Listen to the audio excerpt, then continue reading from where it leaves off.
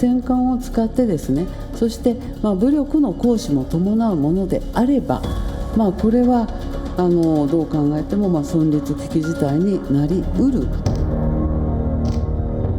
在于日本首相高市早苗发表极其错误、极为危险、极具挑衅的涉台言论，还不思悔改，拒不撤回。中国文化和旅游部郑重提醒中国游客近期避免前往日本旅游，以在日中国游客密切关注当地治安形势，提高安全防范意识，加强自我保护。Rising tensions in East Asia. The diplomatic storm has erupted after Japanese Prime Minister Sanae Takaichi hinted that Japan could be drawn into a military response if China attempts to invade the self-governing island. Her remarks have triggered strong reactions from Beijing, which sees Taiwan as a breakaway province and has warned Japan against interference in internal affairs. As the verbal crossfire grows sharper, Tokyo and Beijing, two of Asia's largest economies and major trading partners, now find themselves in the midst of a geopolitical rift with far-reaching implications.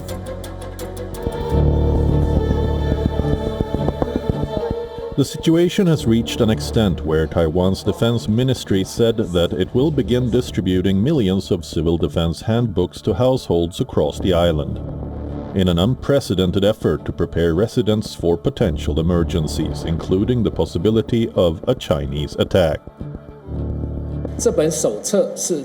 This manual is the government's safety information and response information for all people, and plans will be made so that every household can get this safety guide in the future. Considering that some elderly people are neither familiar with nor used to downloading and reading materials online, and taking into account emergencies such as potential internet and power outages during crises, a paper copy of the General Safety Guidelines can reduce the digital gap to ensure that they can be used effectively immediately in extreme scenarios.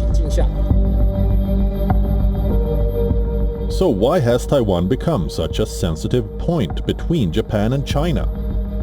For Japan, Taiwan's security is closely linked to its own. The island sits in an important strategic zone, and any conflict there could directly affect Japan. For China, taking control of Taiwan is a key national goal and a matter of sovereignty. These opposing positions have made the Taiwan Strait one of the most tense regions in the world. So, what is the history of Japan's involvement in the China-Taiwan tensions? What is the China-Taiwan conflict all about, and what happens next? All this and more on WION Wide Angle this week.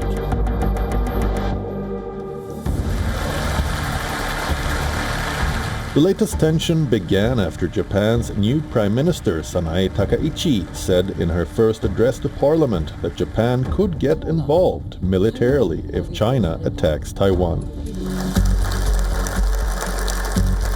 Takaichi, the first female Prime Minister of the country, was elected on the 21st of October this year. Her comments broke with past administrations' avoidance of public discussion of such a scenario, so as not to provoke Beijing, which claims the self-ruled island. Japan's post-World War constitution bans the use of force to settle international disputes, but a security law passed in 2015 when Shinzo Abe was Prime Minister allows Japan to take part in collective self-defense under certain conditions, even if Japan itself is not directly attacked. China's Communist Party claims Taiwan as its own province and says it will take it back one day by force if necessary. Taiwan strongly rejects that claim, and any Chinese invasion attempt could trigger a regional or even global conflict. Takaichi said the Taiwan contingency is now so serious that Japan must prepare for the worst-case scenario. She warned that a Chinese attack on Taiwan could threaten Japan's own security, especially because some Japanese islands lie just 110 kilometers from Taiwan. It is interesting to note that Japan also hosts the largest concentration of US military power outside the United States. Takaichi, who took office last month, belongs to the right wing of Japan's ruling Liberal Democratic Party. Her views on China are tough and closely aligned with those once held by former Prime Minister Shinzo Abe. Since taking charge, she has pushed to strengthen Japan's defenses in response to what Tokyo sees as China's growing aggression, especially around Japan's outlying islands near the Senkaku Islands in the East China Sea. In her speech, she also promised to increase Japan's defense spending to 2% of GDP by March 2026, 2 years ahead of schedule. This aligns with pressure from US President Donald Trump, who has long asked America's Asian allies to invest more in their own security.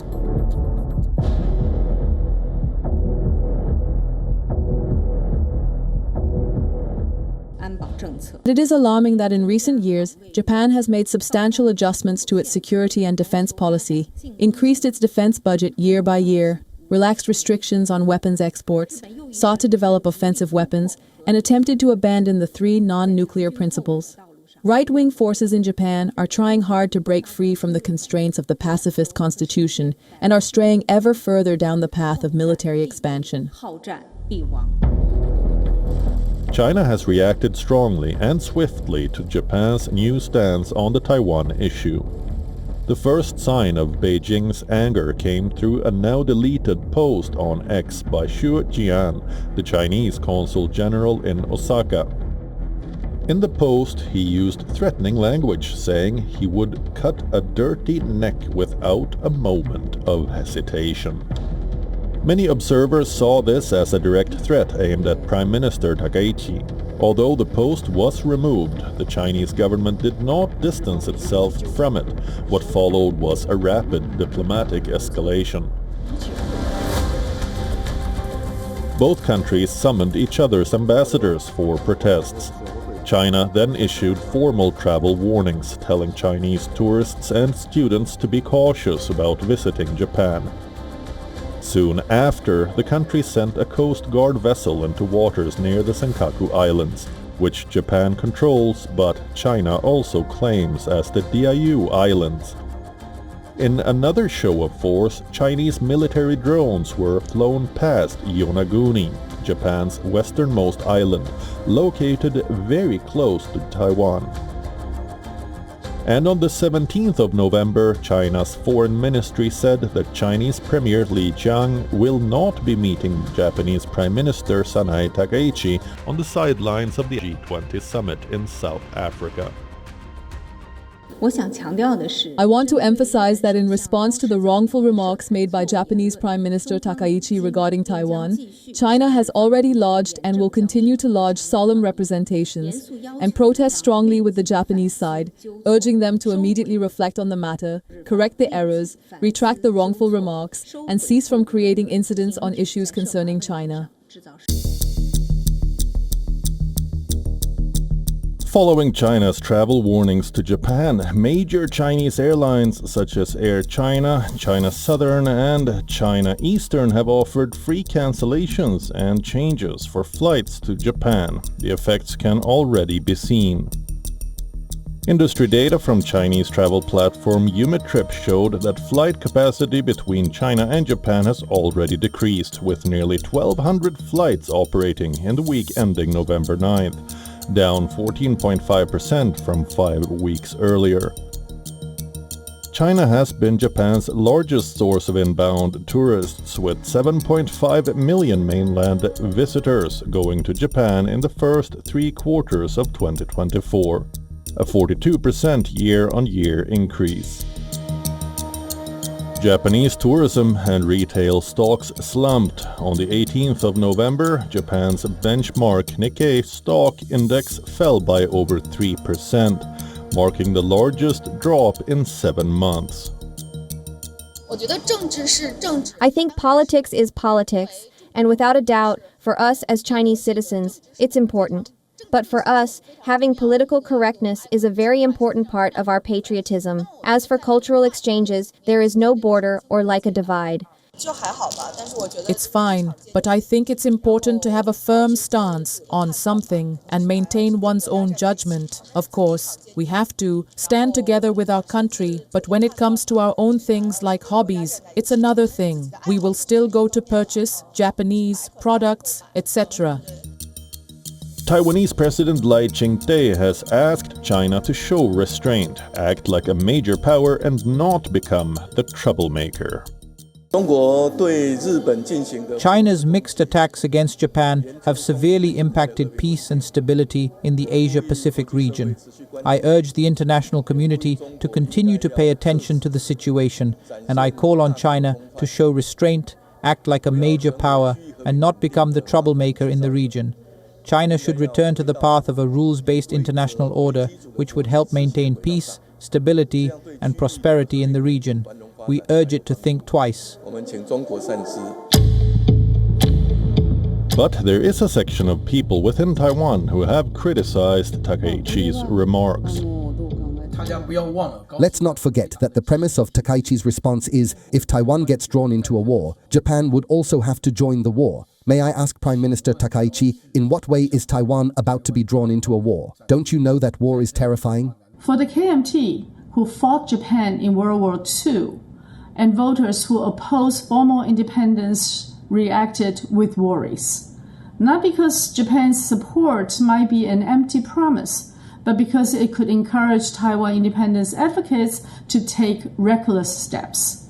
For those who oppose using Japan's security guarantees to provoke China, such statements from Tokyo are symbolic gestures without solid military backing, and risk dragging Taiwan into a crisis it cannot afford or control.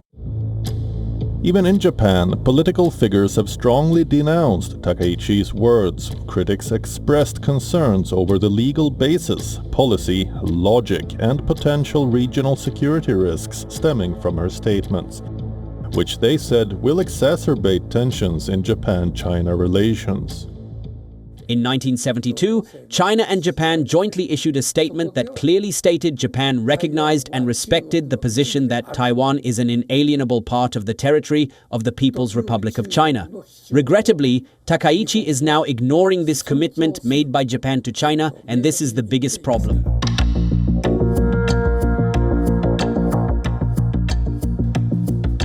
But what is the China-Taiwan conflict all about? Taiwan has been independent of the People's Republic of China since 1949.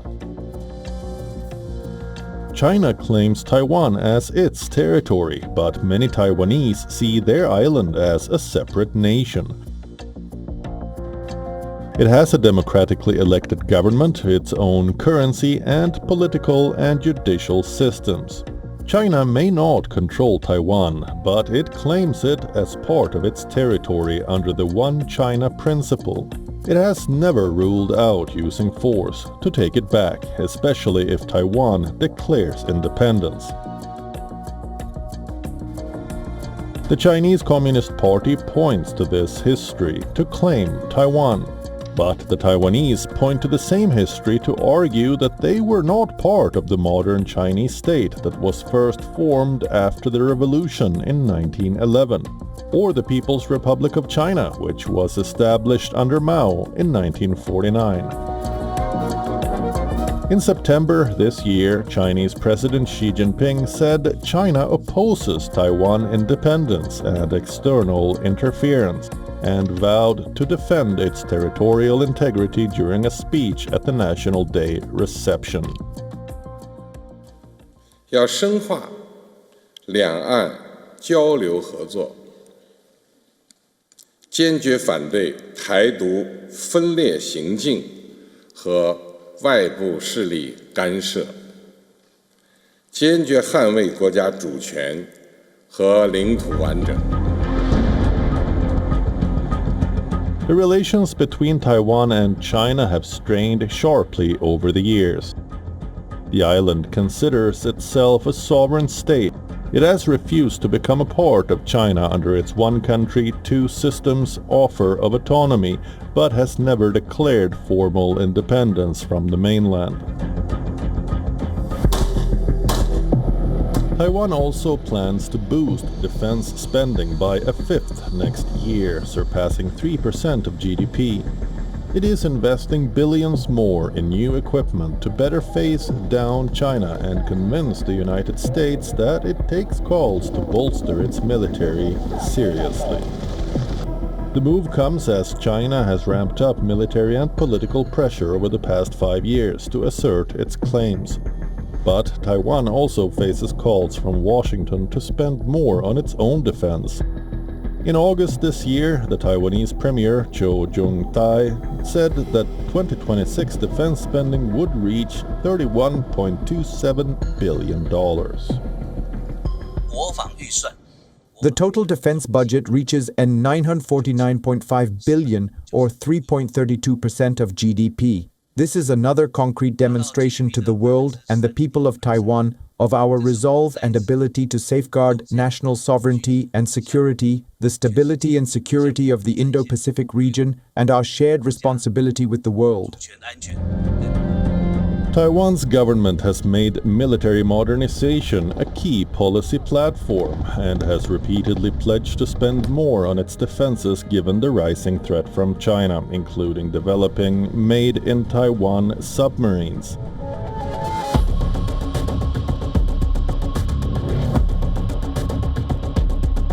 China and Japan are two of Asia's strongest nations, powerful economies, major military players, and deeply connected trading partners.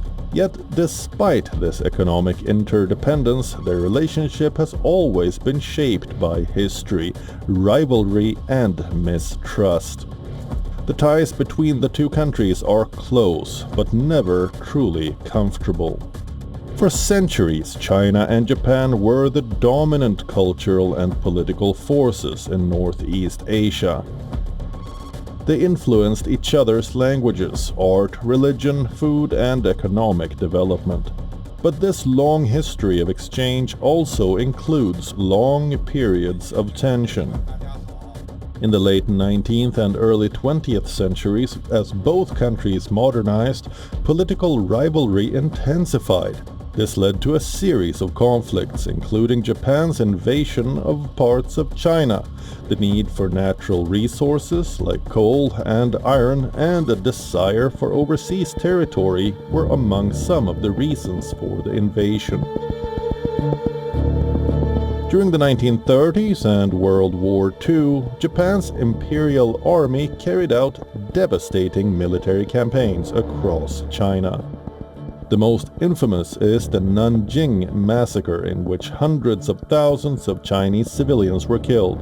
This unresolved past still influences diplomacy, nationalism, and public sentiment on both sides. China is feeling the full brunt of the moves by Trump in terms of tariff measures, and also facing its own internal economic decline. I would argue that China would need more of the economic integration and support of Japan rather than the other way around. Japan also, of course, is facing the impact of the Trump's tariff, but in terms of the leverage to maneuver is still high for Japan. And Japan can afford to have this downgrade of economic ties with China, but China cannot afford to do so with Japan and other players, as China now seeks.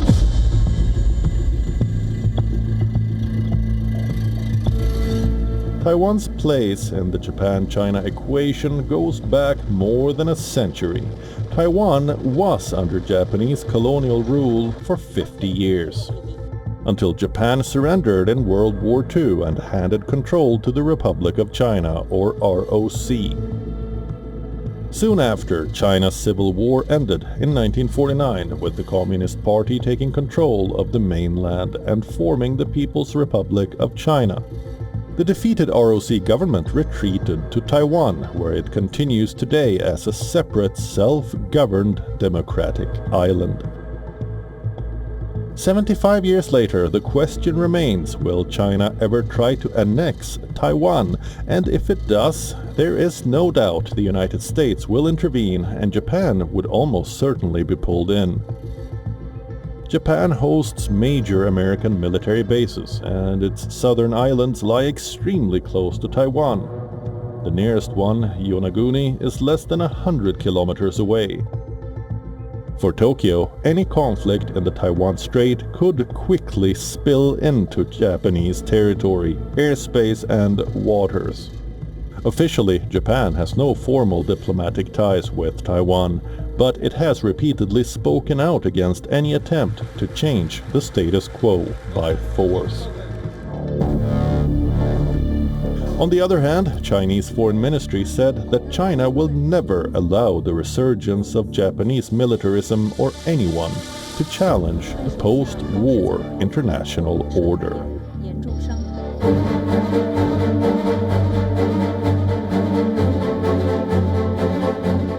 On the 16th of November, the Chinese military for the first time conducted a bomber formation patrol with its fighter jets over the South China Sea as a warning to the Philippines after its navy conducted joint patrols with the US and Japan. China's patrol comes at a time of heightened tensions between Japan and China. Over the past few years, Japan, along with the United States and Indonesia, has been pressuring Beijing over its activities in the South China Sea, a hotly contested region. China asserts its sovereignty over the South China Sea, including the oil and gas resources beneath, based on a map from the 1940s before the separation from Taiwan. It bases its claim on the U-shaped 9-dash line etched by a Chinese geographer. However, this historical rights argument has been challenged by many, including Taiwan, Indonesia, Malaysia, Brunei, Vietnam, and the Philippines. Japan does not have any territorial claims in the South China Sea, but it plays a significant role in opposing the maritime expansionism of China. It maintains freedom of navigation for its vital sea lanes and advocates for an international order based on the rule of law, especially the UN Convention on the Law of the Sea. As one of the top trading nations in Southeast Asia and as a security alliance partner of the US, Japan has evolved as a prominent player in the South China Sea dispute over the past decade.